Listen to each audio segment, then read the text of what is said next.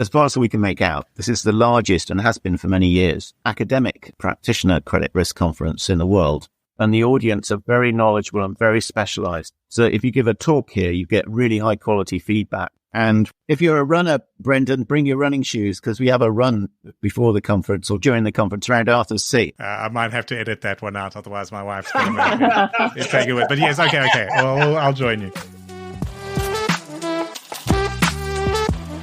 I started my degree on a path that led to chartered accountancy, pivoted towards structured finance a few years in, and then fell into the consumer credit industry.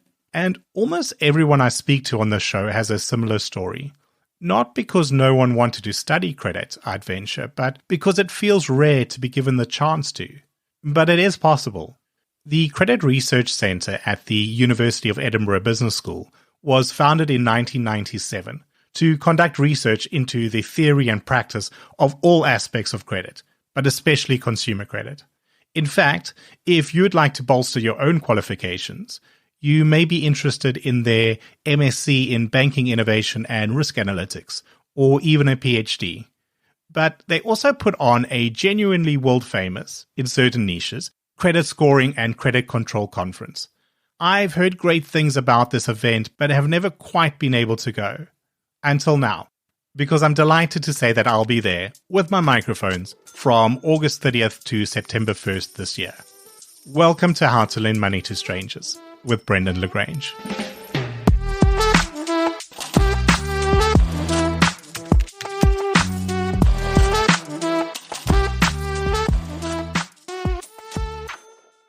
I know from my own experience in analytics that it's not good to use personal anecdotes to base a theory on, but I fell into consumer credit by chance. And that seems to be the case for the vast majority of people, that they studied something else and they got into credit risk somewhat accidentally. So I would like to start with you, Professor Jonathan Cook, as the founding director of the CRC, the Credit Research Centre. So I really started work on credit risk models in about 1989 when Lynn Thomas, who was then our Professor of Management Science, and I gained an ESRC research grant.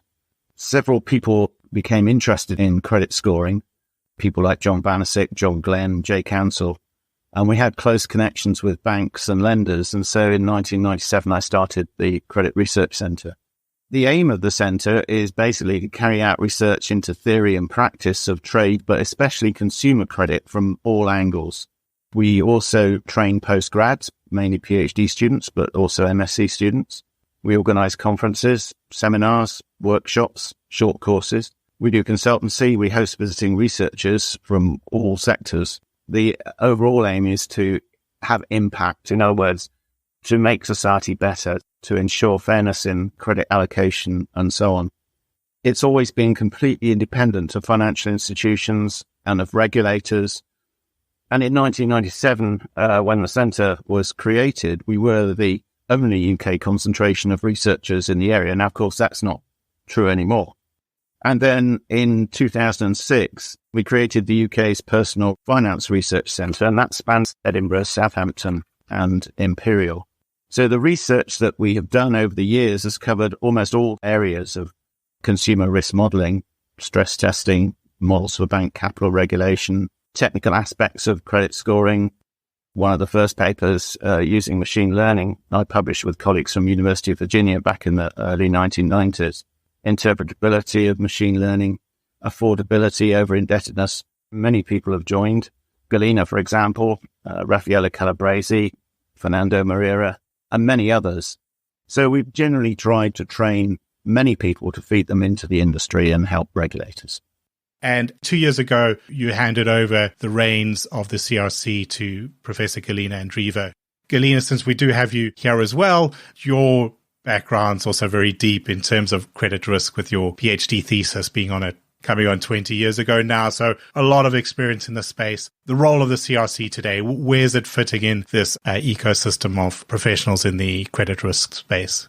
Thank you, Brendan. My love affair with credit scoring actually started even before the PhD. Formally, my PhD was in management, but the topic was on credit scoring, developing the scoring model for several European countries. But my first encounter with credit scoring was during my MSc in operational research and management science. I was fortunate to have a specific course on credit scoring taught by Lynn Thomas at the time.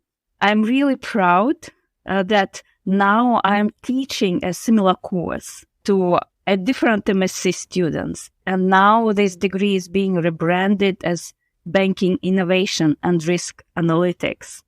Then after my MSc, I proceeded to do a PhD. And after PhD, I briefly worked in Bank of Scotland. This experience was hugely valuable. I still rely on some things that I learned there. And the Credit Research Center was really instrumental in supporting all these ways of collaborating with the industry through student dissertations, invited guest lectures, consultancies, research projects, to build a community of credit analysts or credit researchers, and to foster productive and mutually beneficial collaborations. The center, it is truly unique. I can't see of any equivalent ones, not only in the UK, we're well known in the UK, but also outside UK. There are lots of financial research centers, and now, of course, there's many fintech centers, but I don't think any of these centers really concentrate on this niche area of credit risk and credit risk modeling. You mentioned the rebranding. I think it shows how credit risk strategy has changed from, as a very sort of technical back-end function that very few people understood or knew about, to a world where it is about banking innovation and risk analytics. So the credit scoring, the credit modeling, that practice, that skill set has come right to the fore now, where it is part of banking innovation. This is not just some technical person, 1 out of 20,000 employees sitting in a back room. This really can shape a lending product, a lending offering to the market, and be a big part of driving innovation. And I think that speaks to the dramatic change that's happened in the time that the center's been, and the role that your graduates and your consulting and your research is playing. It's now front and center. And let me start bringing us towards that output and that research, because the 5 of us are together now, because the 18th meeting of the biennial Credit Scoring and Credit Control Conference will be taking place in Edinburgh between Wednesday 30 August and Friday 1st September of this year. And it's a rare opportunity, I'd say, to bridge the academic-practitioner divide. And I say rare because I think, when you're working within a lending organization, the sort of conferences that capture the bulk of the budget are the flashy fintech ones talking about new product innovations, more blue sky sort of stuff. And the people that are sitting there practicing the current state of the art, that are building models, don't always get a chance to come together and to hear what's happening in best practice, to share with their colleagues and their peers, like, how are we using artificial intelligence in scorecards? What are regulators saying? How do we react to that? So I'm delighted to have the full organizing committee of that event here with me. We've already met Professor Jonathan Cook and Professor Galina Andreeva, but we've also got Professor Christoph Muse, Professor of Data Science and Information Systems at the University of Southampton, and David Edelman of Caledonia Credit Consultancy. I'm going to move from the sort of academics to the practitioner side with you, David. Previously a risk director for major Irish and Scottish banks and non-bank lenders, and then for the last 2 decades, a specialist credit risk consultant. The theme of the event is bridging this academic practitioner divide. How do you, as a practitioner, see this happening at the event? I was going to say, I'm not sure divide's the right word, but it's the one we've been using for a long time as a strapline. But the conference it's a forum for people to actually share ideas. If we go back to the very first conference, we actually had analytic people from competing vendors actually having a serious debate with a chalkboard, and chalk. They were actually rubbing each other's arguments out. So whether you call them practitioners because they were selling things, or technical people, they'd already bridged that themselves within the organization. If you want to get these two areas together, it has been more and more important over the years. A lot of this has been funded by research. Now, the research either comes from individual organizations, mostly lenders and vendors, or it comes from research councils who will also have representatives of the end users. There's no point in the research centre going away and do a piece of research that no one's actually interested in finding out about. So it has to be demand-led research to a great extent. If you come up through the banking route, you might think that all the universities do is contemplate their navels all the time. And that's no longer a viable model. But there are some differences, which is why it's important to have a forum. I mean, from the very first conference, we made sure we were non-aligned. Okay, so we're not aligned to any particular supplier, any particular set of products. People can bring their own ideas, and that's very important because then you do get as close as possible to a free exchange of ideas, of thoughts, and people can learn in a fairly benign environment. I mean, we had one company who would send their recent graduate intake to us, to the conference in their first week of work, just to learn about the industry. It wasn't so much about learning some of the technical stuff, just learning how the industry works. The other thing that's certainly moved on a lot, of course, is things like publications. I mean, when I moved into credit scoring in 1986, I did a library search, and I think I found either 3 or 4 published papers, none of which really told me anything. One of them, I remember, was a very famous paper that said basically you ask them 10 questions and you count out how many yeses, which was probably still better than someone making a subjective decision, because at least you could monitor whether you'd set the cutoff in the right place. This gap has certainly narrowed in many areas. So we have a lot of, let's call them big banks, who will have 100 plus people in their analytic department. Now, they're not all building models. Some of them are doing data quality, some are doing governance, but they've large departments. And in there will be some very technical people. And certainly in my experience, there'll be 1 or 2 people in that department who you don't let speak to anyone outside the department. But they're very, very bright and very, very good at their jobs. And you have other people who act as liaisons. So in a sense, some of the organizations have bridged that gap themselves internally. David's absolutely right.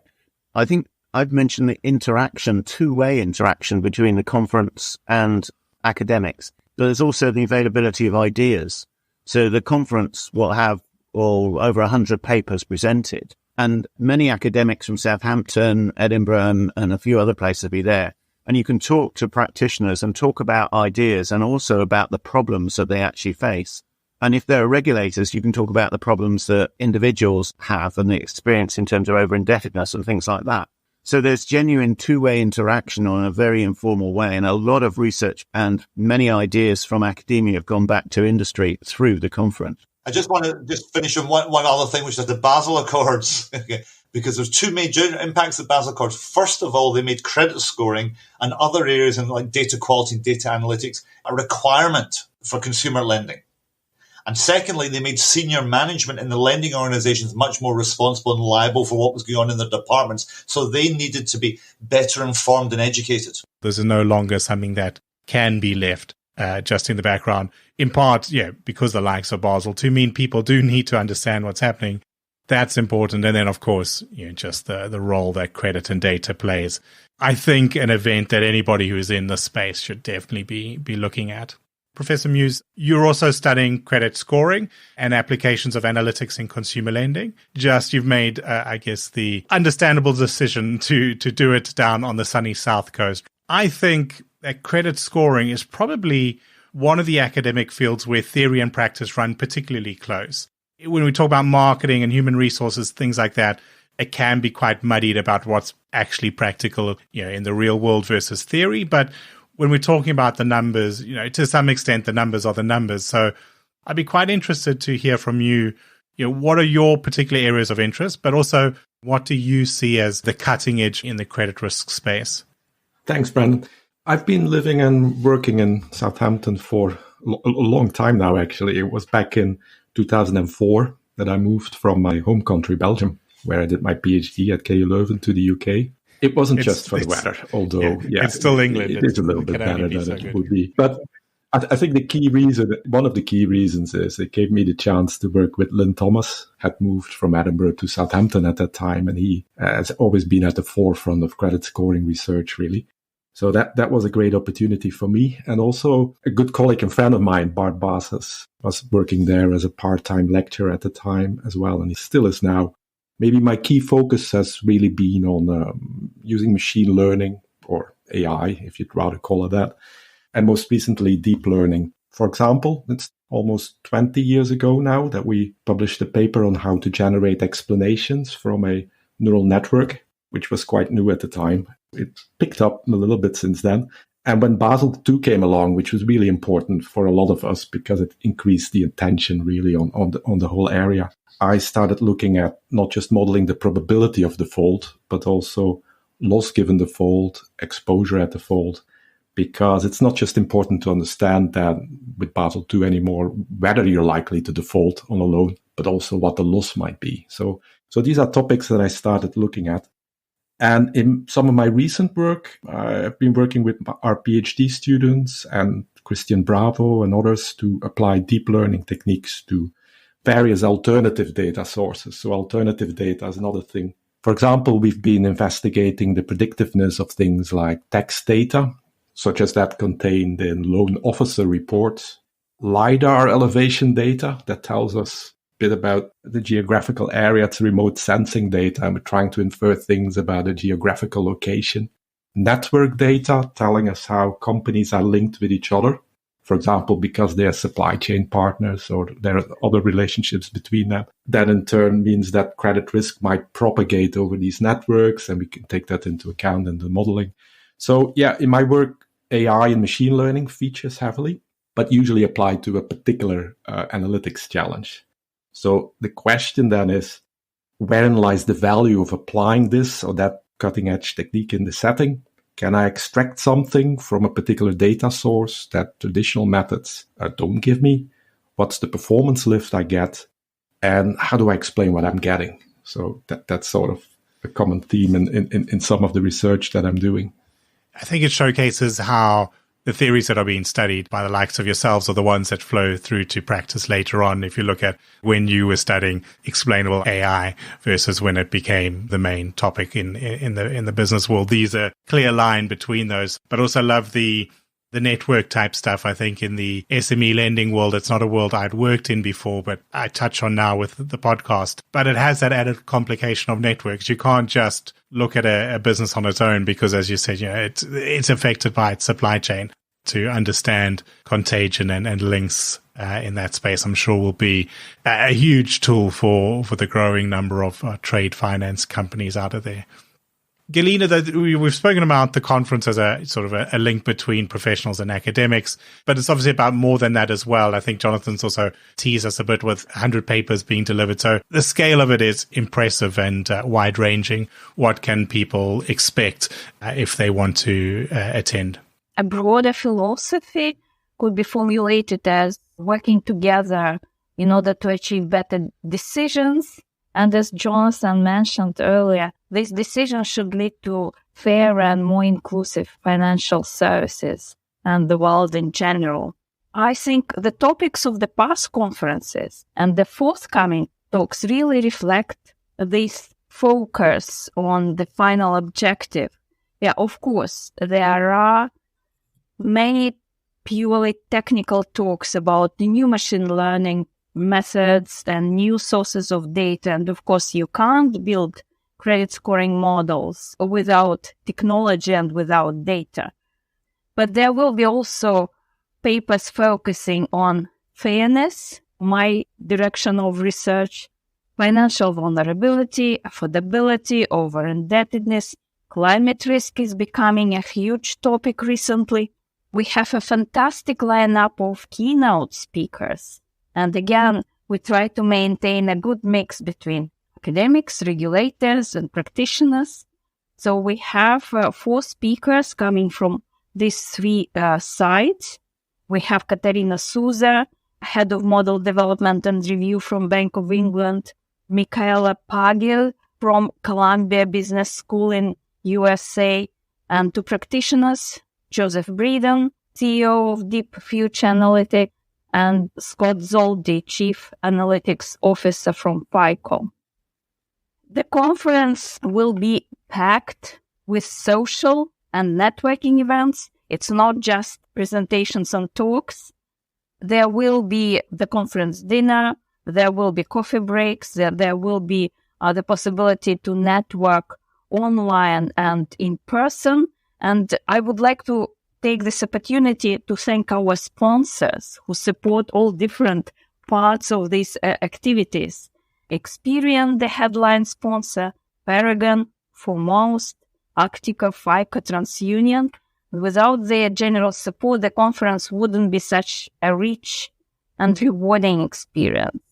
Speaking of sponsors and partners, at home online at the enviable credit-scoring.co.uk is Paragon, a specialist credit risk management software provider to major banks and financial institutions across the UK, Europe, and South Africa. Now, Paragon are the gala dinner sponsor, but more than that, at that dinner, the Paragon Award will be presented to the best conference paper. So, Jalal Koyu, owner of Paragon Business Solutions, what is your history with the conference and why are you choosing to be involved again this year? Mark Sterling and I started Paragon in 1991 to demystify the knowledge process of building credit models which were safeguarded by selected few in industry. We soon realized that there is a large knowledge gap. The Edinburgh University Conference was the only forum at the time with the aim of bringing together the academic view with the practical view. Banks, lenders, academia, researchers, software and consultant makes a good forum for a valuable discussion and collaboration and learning. This closely aligned with our aim at Paragon. We therefore decided to sponsor this conference in 1993 and created the Paragon Award for the best paper in the conference in 2001 to a paper best presented in the conference, which demonstrated advances in credit scoring methodology and reported a significant improvement and contribution to a real-life business problem. Yeah, so 30 years as a sponsor of the event, but that also means obviously 30 years being an attendee. So when you think about it with that hat on, what is it that you're looking to incorporate into your business? How do you find the things you learn valuable for your day-to-day? This year, we'll be introducing our model governance tool, Focus. Focus is all about making best practices easy and efficient to meet regulation and, just as importantly, driving business value from organization portfolio and the models. There is an increasing volume of models that are produced by lenders, and therefore the regulators are looking to tighten up the rules in the ways these models been produced and applied. In this conference, we will be presenting our models and listening to the others to see what they are doing within this area. Plus, our flagship product Modeler, we've been adding machine learning algorithms, model explainability, reporting and linking with Python. This is all wrapped in strong controls, governance to help and satisfy internal validation and audit teams and external regulators. And last time it was sitting alone on our desk listening to the conference. This year we'll be meeting our old friends and the new friends in the conference and have a get-together. In terms of what else the delegates can expect, traditionally we had 2 pre-conference workshops. One, introduction to credit scoring for newcomers into the field, and the other one, practical issues to sit along the theory, traditionally delivered by David. This year, we added a new workshop on machine learning. I would also like to mention the special issue of a good academic journal and also of operational research. This is linked to the conference. The academics and the practitioners will be able to submit papers presented at the conference for this special issue. And this is very important for academics who are constantly under pressure to publish. Finally, I think I should mention and thank our program committee. This year, we introduced another committee. We called it Program Committee, consisting of prominent academics from different countries and practitioners again. So by doing this, we are trying to expand into other countries to grow internationally. Yeah, and I think one thing I'd draw attention to as well is that you've got an open application process in terms of speaking at the event. So many events, the sponsor might get some speaking slots. Other events, it might be open, but it's very few speaking slots available and you have to go sort of jump through all sorts of hoops. But this is actually an opportunity that if you've got an abstract, people can put it forward for consideration and get that chance to speak about it. So it's a great opportunity to learn, but it's also a great opportunity to be able to come out to a group of your peers and to explain the work that you've been doing. Yeah, Brendan, I think it's quite a strength. I mean, the first 2 or perhaps 3 conferences, there wasn't any parallel streams, and then as we get more and more people wanted to talk, then we started having parallel streams. So we're now up to 5. But what it does mean is whatever you want to talk about, if it's of reasonable quality, you might end up with only 5 people in the room, but there'll be 5 people who really want to hear your talk, and you actually might get a lot of feedback from it rather than standing up in front of 100 people of whom 80% of them are actually quite not interested and they'll be on their phones or whatever. Yeah, this is a really important point, if I might say so, Brendan, that there are many conferences where people present on many different topics. So an OR conference, an operational research conference, for example, might have credit scoring papers, 2 or 3. But the thing about our conference is that it's very specific and the audience are very knowledgeable and very specialized. So if you give a talk here, you get really high quality feedback. So it's very useful for the people that actually come. Well, Jonathan, I'd like to stay with you actually for a minute, because I think that's a great point. And you've got the ball rolling on this whole event. You've been there since day one. And I think sometimes the best way to describe an event may be to sort of look back at some of its past highlights. So what are some of the talks, some of the presentations that maybe stand out? Are there any that stick in your mind as great examples of conference presentations? Yeah, there are actually. Early around 2002, Lynn Thomas gave a talk saying there's this Basel Accord, which people didn't know much about. This thing's coming your way, and there's a load of research opportunities here. And my goodness, he was right. Because as Christoph said, we've all published many papers on these things like loss given default and exposure default and so on. And much of that was people were enthused when they heard Lynn talk. There are also other papers. A classic one is Bob Stein from Wharton, who talked about geographic differences in credit risk, which became hugely influential in people building contagion into credit risk models. There are a number of regulators that have given classic papers where they were basically talking to the industry. They were using it as a forum to say, look, guys, this is what you need to do. This is a really important problem. And that spawned a huge range of other pieces of work on survival models. In other words, not if someone defaults, but when. And Christoph has done some work on that. We've done some work on that. There are many other highlights that I can think of, but there's just a few.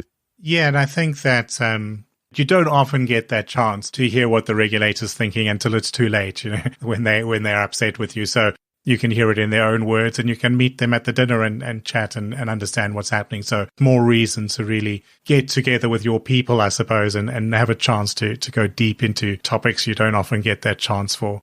Looking forward now, there are a few topics have been mentioned, but maybe if I open it up to the entire panel here, are there any kind of themes and topics that you're going to be bringing to the audience or that you've seen that people could be looking forward to for this year's event? From my perspective, I'm very interested in practitioners presenting work on how they've used deep learning or other advanced analytics techniques for their practical challenges. And because they tend to focus on making it work, how to backtest and validate these models, how to explain them, etc. So that's definitely interesting. But as others have said as well, I'm really looking forward to see some more work on modeling the impact of climate change and how to incorporate that in the credit risk models, because that's only going to get bigger and bigger as a theme. I'm interested in 2 data aspects. One is about if you alternative source the data. That's mainly so that we can actually help people like the unbanked. And one thing I gave Lynn back in 1987 was some data. The academic institutions didn't have the data. And that was one of the very first things I did. So I first met Lynn back in 1982. And by 87, I was in banking. He needed some data. I had lots and lots of data. So it wasn't a problem for me to give him 2,000 or 3,000 records, depersonalized, obviously. But, at least some real data. And that was a lot of data in those days. It was on a floppy, And of course, we're now talking about synthetic data. So it'll be interesting to see, does that validly plug the gap? What is synthetic data? There's an issue with lenders allowing data out of the institution. They're all extremely careful that they don't give away any personal data. Absolutely rigid about this. That makes it difficult for academics to work with this data. So there's a research line, some of which is going on in Edinburgh, where people are trying to build models, which is not the real data, but mimics the real data as closely as an algorithm can create it. Though I should say, and David and Christoph and Galina alluded to this already, that lenders do allow very depersonalized data out for very specific reasons of research, where the data is held under extremely secure conditions within universities by researchers. Yeah, on the other hand, you've got the Lending Club data, which is about 2 million records. Yeah, there are various sources of that. There's the Freddie Mac data on mortgages, which many PhDs and many research papers have come from. But for some specific problems, you still need to link up with the financial institutions, co-design what problem you want to look at, and then agree on what data you might be able to exchange with each other, right?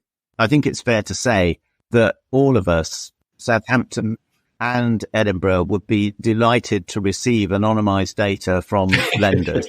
I know Christoph's worked with that. We've worked with that as well.